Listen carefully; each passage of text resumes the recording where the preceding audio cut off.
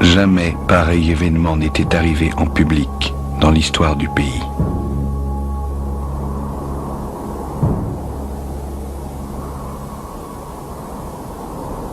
Puis-je vous demander tout d'abord comment le gouvernement a appris l'identité des conjurés et s'il y a d'autres personnalités impliquées dans ce complot?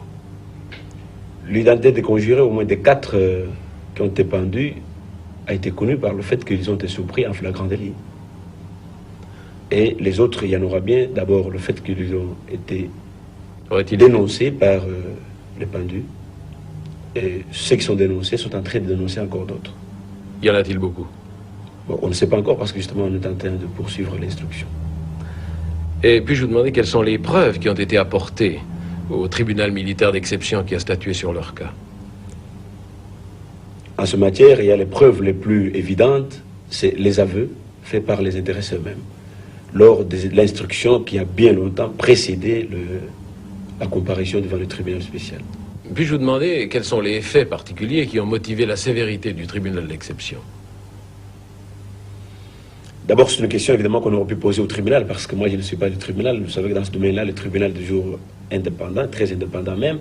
Mais il y a l'opinion surtout. Vous savez que l'opinion était très émue, l'opinion congolaise, au moment où le pays est en train d'entamer une guerre acharnée pour son indépendance économique, des connivences avec même les intéressés. Ces gens voulaient alors renverser le régime. C'est comme ça que le pays était très ému, très affecté par les coups, et étant donné que les juges sont des hommes, évidemment, ils ont été influencés par la même...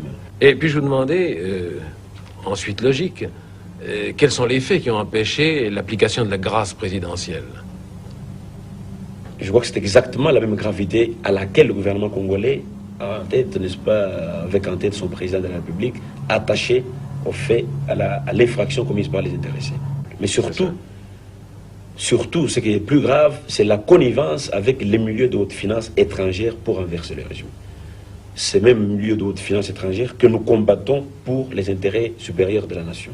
C'est surtout cette complicité, n'est-ce pas, avec les milieux étrangers intéressés à l'économie du pays. Mais cette complicité, vous la supposez ou vous en avez des preuves? On a des preuves, on l'a souvent déclaré. Ce n'est pas pour rien que le premier secrétaire d'ambassade de Belgique, qui est plus intéressé dans l'affaire, a été expulsé du pays. Pourquoi cette exécution a-t-elle été publique? Ça s'explique surtout par la raison fondamentale même d'une action pénale. L'action pénale ne doit pas être toujours répressive, mais elle doit aussi être préventive. Éducative. Il faut qu'on prévienne, éducative, oui, préventive aussi, qu'on prévienne tous ceux qui, non seulement étaient dans le coup, mais tous ceux qui aussi attendaient leur tour pour y passer, pour qu'ils puissent y voir avec quelle sévérité on finit ces genres d'infractions. On punit ces genres d'infractions. Rendu public au lendemain de ce complot et qui donnait carte blanche à ce tribunal militaire d'exception de faire ce qu'il pouvait faire.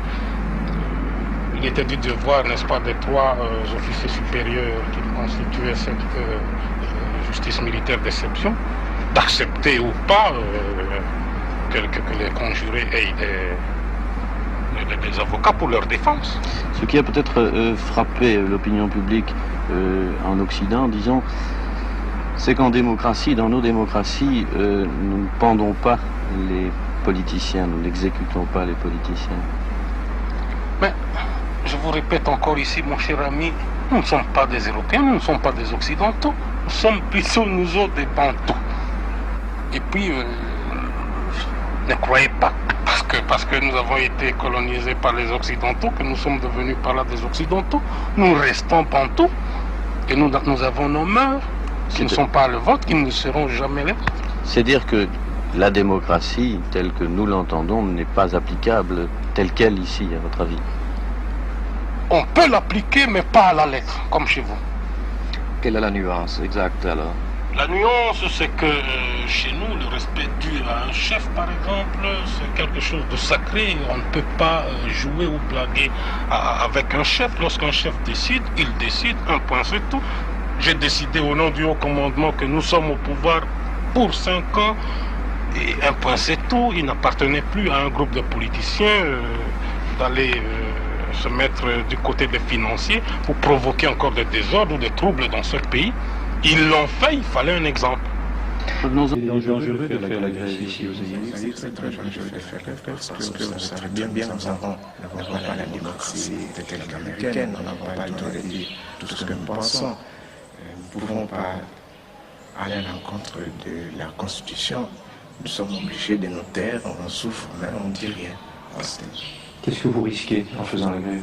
Nous risquons une arrestation certainement et peut-être un emprisonnement ou en tout cas sans issue.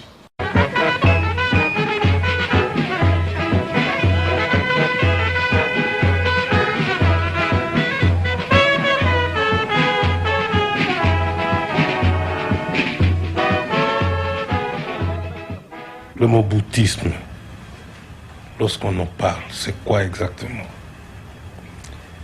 C'est l'ensemble de tout ce que j'ai prêché depuis le début de mon action, depuis la date historique du 24 novembre 1965. Et ça se résume en ceci: les enseignements, la pensée et l'action du président fondateur du MPR.